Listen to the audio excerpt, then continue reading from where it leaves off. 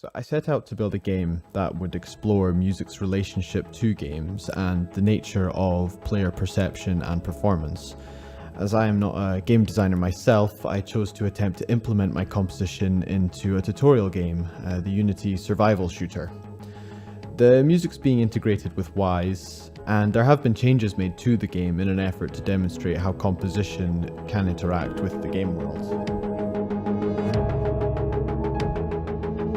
The interactivity of video games provides an opportunity for composing music with new possibilities born of new challenges. It can also provide new inspiration for designing a game. Music in video games functions very dynamically for musical roleplay performance of things like Guitar Hero, or more recently rhythm games like Beat Saber, to also games like Ape Out or Tetris Effect, which use musical elements to kind of complement the gameplay, become a part of it.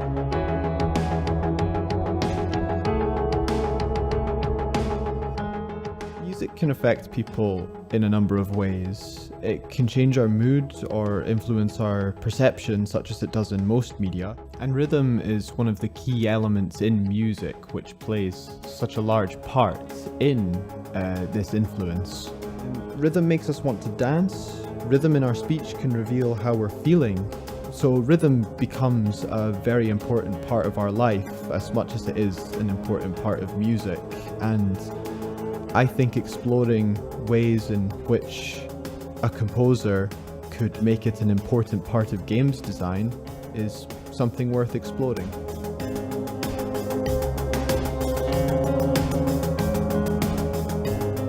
Although I was focusing on rhythm, I didn't want to create a rhythm game.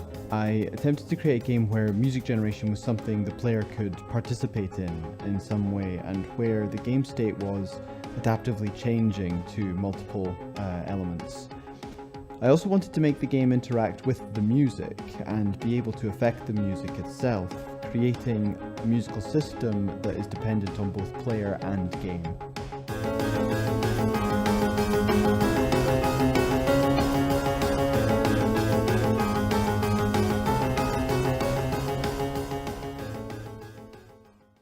Now I'm going to discuss the composition process.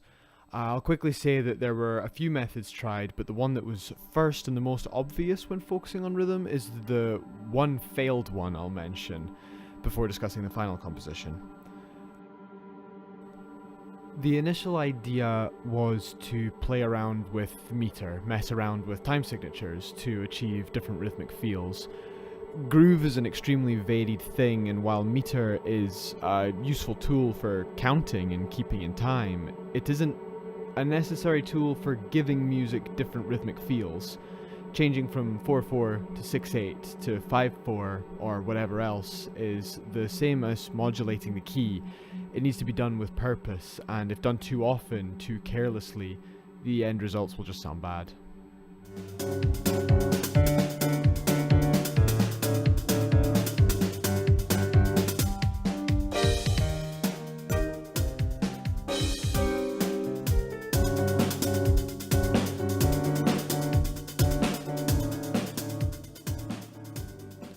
Since for this project I was focusing on simple rhythms that the player could hear and respond to easily, the decision to cut back on fancy time signatures and focus on simple ones became the better choice.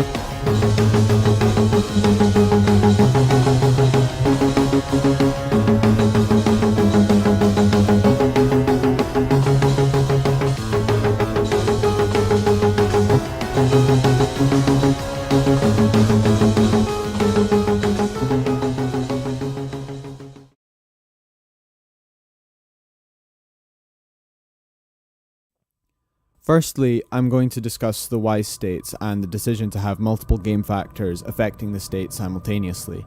It's a common challenge of adaptive music that it never quite captures the exact feel of gameplay, which is something that's relevant to each player individually, meaning limiting adaptive choices to something simple is a more common practice. It's easier to focus on larger game changes like in or out of combat, but how would someone go about composing adaptive music for a game where you're always in combat? I chose to try and find as many variables as I could which are relevant to the current state of the gameplay and how much activity there is in general. They were things like number of enemies spawned, player health, and current score. Player position was in at one point, but it got removed. It didn't hold as much weight to the gameplay as I thought it might.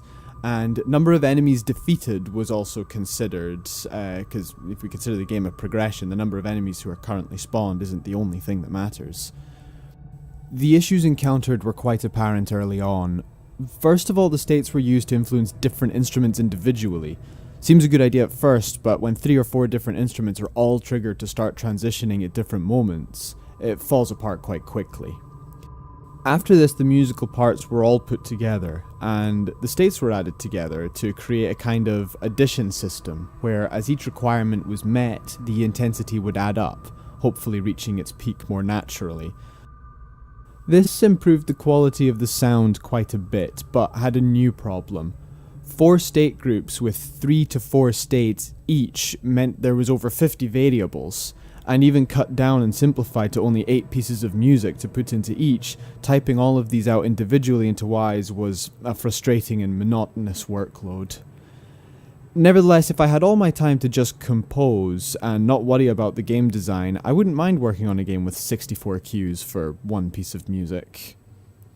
The final simplification cut down the number of variables needed by making some of the states absolute. For example, if the score reaches 2000, the intensity was guaranteed to stay at its highest. I'll take a moment here to also mention the transitions. With the game being as quick as it is, 8 cues was a lot to get through and be bouncing between, so in the end I decided to use half of them as transitions, as otherwise the game seemed to transition far too often and you actually got to listen to very little of each piece of music. Cymbal crashes were used as the death sound effect for the enemy. The perfect outcome of this inclusion would have been sort of extensions of the rhythm occurring. In practice, though, it's mostly just a lot of cymbal crashes. But it does have its moments. This idea was taken directly from Ape Out. In Ape Out, the crashes for the enemy death occur much less often than in this game, and also the drums are playing about 10 BPM faster and in double time. So the crashes have got more beats to fit in nicely, basically. While I don't think the cymbal crashes were successful in this game, I do really like the idea of an occurrence within the game that the player has some influence over creating new rhythmic textures. I like the idea of a call and response between player and game, almost like 2 musicians jamming together. New rhythmic textures could be created by firing the gun, which is controlling a 16th note beat phrase in the bass. The gun firing unmutes the bass playing. This interaction leads to moments where the player may decide to stop firing even though enemies are there, and may tailor when and how frequently they are firing based on how it will sound, rather than exclusively on how best they think to beat the game.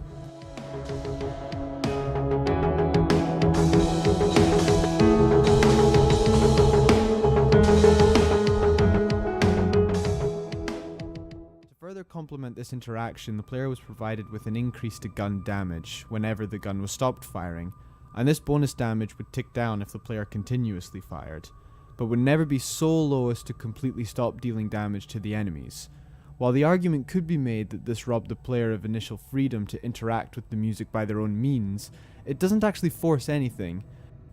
Instead, it functions much the same way as a stamina bar might in any other game. It could be considered a limitation, but it's not forcing your hand to make any actions. You can run the stamina bar down completely, but the act of not running it down completely is attached to something that could be considered quite rewarding. Y's custom queue function was used to try and trigger game events specifically to what music was currently playing. This functioned in two ways: one, spawning the enemies, and two, a burst of movement speed. This was done to try and create a connection between the game state and the behavior of the characters in the game, creating gameplay which is reactive to the music the same way the player would hopefully be. Enemy movement was synced to the queue, but the problem here was if it was adjusted too high, they started flying around the room. I was attempting to make it feel like they bursted forward on the beat, but there was no time for them to decelerate in between the beats. This was a problem in the coding. The difference between stupidly slow, sort of decent, and maximum overdrive was literally setting the navigation speed to 1, 2, or 3. Mechanically, there was very little to attach to the queues. I had hopes at the start of the project of building my own game where the enemies would fire projectiles and these would be synced to the music, so would obviously change in frequency as the music changed. This would have quintupled the workload though, and would have subtracted even further from time spent trying out music options. The game is designed to be beaten or lose very quickly. There isn't enough space for dynamic shifts in music, and no matter how much I changed it, this always seemed to be true.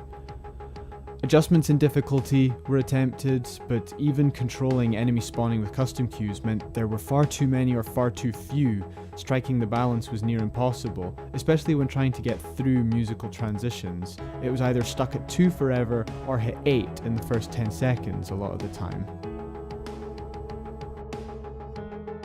The animation worked against the enemies syncing to the movement as well. The elephant enemies don't bounce to the same rhythm as the bears or the bunnies do.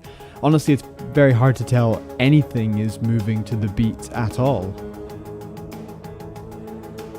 The game kind of felt against me from the start, so maybe all the methods attempted wouldn't suit this game specifically, but I do feel that what was good about the game is inspiration that can be drawn from. In some films, the music doesn't play and gives you space in the listening just at the right moment. Music in a game such as this wouldn't normally do that. It'll obnoxiously keep playing a lot of the time.